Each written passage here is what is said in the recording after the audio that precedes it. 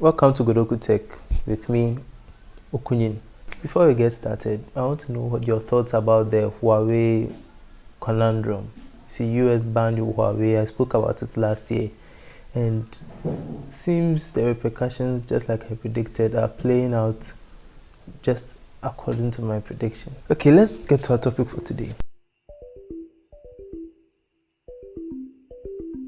So last year I did this video where I said flip phones are back, and you may remember that from that video I spoke of how the phones will get better from here, and of course our manufacturers delivered, and now there are even more players in the game, and of course I'm speaking of the foldable game. This year we have more manufacturers like Microsoft and LG also contributing to the foldable game. So last year there were some issues with the foldable design, and there were a lot of faults, but I did say that they would improve, and they have. And also Microsoft, I spoke about it last time, but there was no real device that anyone could buy. At the time it was like a teaser or a trailer, but they have released the device, at least one of them, the Duo. The Neo, I haven't got any word about that, but I think at a later date Microsoft will speak of it. Right now they are not speaking about the Neo, but all the focus from Microsoft is on the Surface Duo, which is quite impressive. The reviews are like really solid on that device. It has its shortcomings, like the camera is only one selfie camera, no back camera, certain issues that Microsoft, I think, sacrificed in order to gain their beautiful thin foldable design. And it's different from the other kinds of foldables. I spoke of it last time. It has two displays, unlike the one foldable screen. And this time Microsoft is not the only manufacturer with two screens. LG has also contributed to the game. I don't know how it got in, but now LG is also making foldable designs. They started with the LG Velvet, which is just a regular phone, but when you add this wonderful case it comes with, then you get your foldable design. You can use it as a regular phone, or you add the case and then you have your semi-foldable design. Samsung also came out with 3 different models for their foldable phones. The second iteration to the Galaxy Fold, which came out last year, which is called Galaxy Z, or Z if you are from America, Z Fold 2, which is the second iteration of the Galaxy Fold. And this time many of the complaints people had have been solved. Yeah, the complaints have been satisfied. I think now it's more refined. The hinge, Samsung speaks of how they've refined the hinge with a new design that pushes out dust or prevents dust, and it's more durable. They've also provided a much larger screen. Many people were not fans of the small screen Samsung put on the outside of the Galaxy Fold, but that wasn't really a problem for me because I thought the main focus should be on the foldable screen. So having a small screen on the outside would encourage users to open it, use it, close it, you are done. But this time Samsung decided to put a bigger screen because people complained.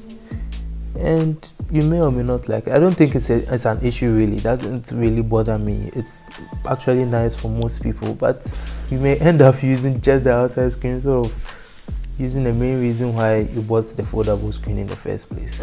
And I really don't mind the more beautiful design it comes with. It looks like more futuristic with a big screen on the outside and still having the ability to open it up for an even larger screen. And the second device, the second foldable Samsung came with after I had already done my video, is the Z Flip. You may have already seen this, and they've come out with 2 models since I last spoke about foldables, which is quite great if you ask me.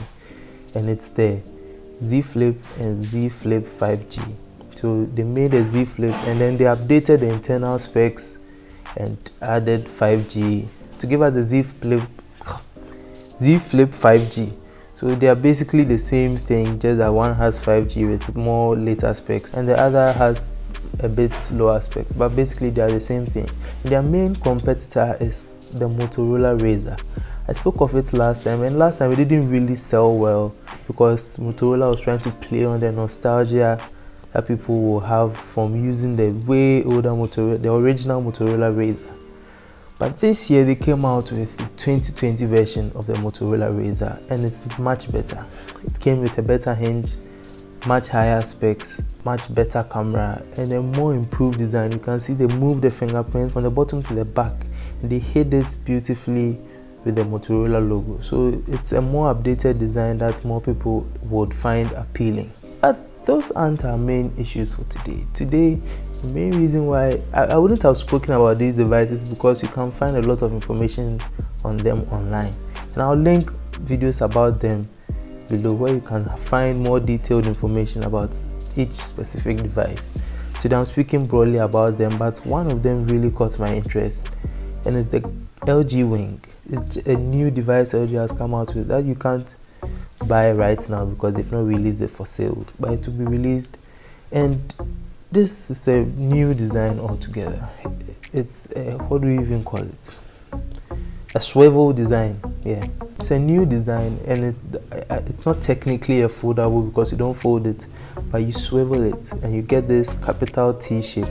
And so LG has created their own new category, and it's quite incredible. When I first saw this, I was like, wow, you know, it brought me joy, to say it in the least. It was, I don't know, I think you may have the same feeling when you see it. First you see it like a regular phone, immediately it is swiveled, it changes the direction of the flow of your thoughts. It's quite amazing, and I'm really proud of LG because I am an LG fan and I follow a lot of what they do with their phones. Even though this time they have gone down quite a bit, this is the thing that will push them back to the top because it's very new. This T-square design is something I really like.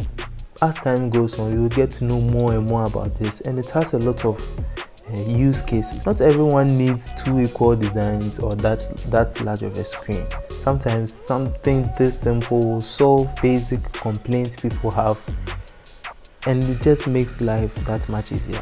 And that's our world of smartphones today. They don't really bring something huge to the game. They just solve the little problems you're having, and it makes life easier. And that's the point of technology, basically. And I think that was the definition in 3 Idiots. A machine is something that makes life easier. It doesn't have to be huge improvements for us to see the importance of it. Sometimes I'm maybe standing in a queue and I want to watch my video in landscape mode, but it's weird standing around with your hand arched this way. It's not comfortable for me to stand whilst holding my phone in landscape mode. But with the LG Wing, I'll have the ability to hold my phone in portrait mode and watch the video in landscape mode. Its usefulness doesn't really hit you until you notice the things you are missing in your life. Like, I didn't really think about these things until I saw that new design. I was like, something I'll be doing something like, if I had the LG Wing, I'll be able to do this. If I had the LG Wing, I'll be able to do this. So LG has done very well. Okay, let me summarize. All these foldable phones and new designs have brought different categories to the smartphone space. We have seen that the design hasn't really changed since 2007, but since the foldable design and since more people have contributed, the categories have changed.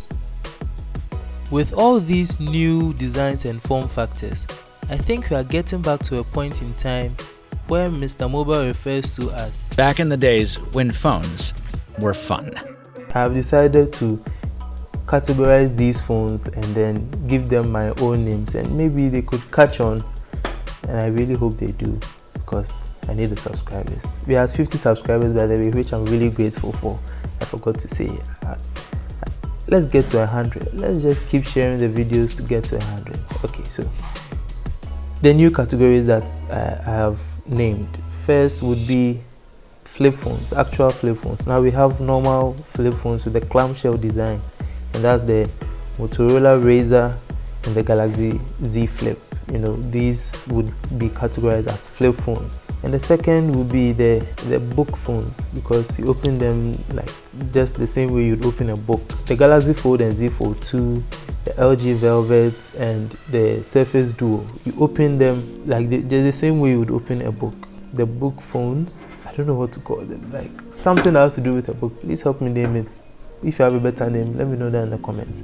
The book mode phones, we have a subcategory where they have dual displays, and that's the LG Velvet with its case and the Surface Duo. And the final one is the T-square design, And with the T-square design, there is only one at the moment, and that's the LG wing.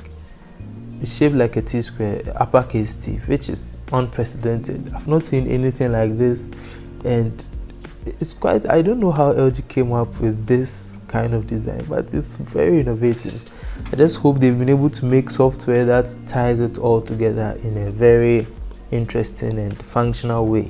Now, I've spoken about all this, and you may remember from my last video, if you have seen it. If you haven't seen it, you don't know this, but I had an issue with the foldable phones, and it was the price. Foldable phones are very expensive, and last time I was like, they should try and get it down. That's usually how technology starts. It starts very expensive, and as time goes on and as there's more research and development going into the device, the prices begin to go down. And that is what I was expecting.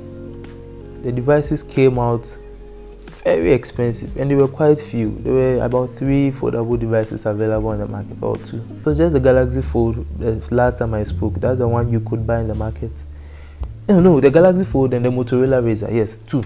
So the Galaxy Fold and the Motorola RAZR, those 2 were available. Those 2 were available. Only those 2 were available, and they were very expensive, even though they were not that spectacular apart from their folding screens. They were very expensive, north of $1,000. The Motorola RAZR was about $1,500, and the Z Fold was close to $2,000. And this year too, I was expecting the price to go down a bit, or at least stay the same, because it's just the 2nd generation. The prices went up. I was quite surprised. Look at the Surface Duo. It has 2 screens, and it's like almost everything in the phone is double except for the cameras. And it's very expensive. All these phones, look at their prices.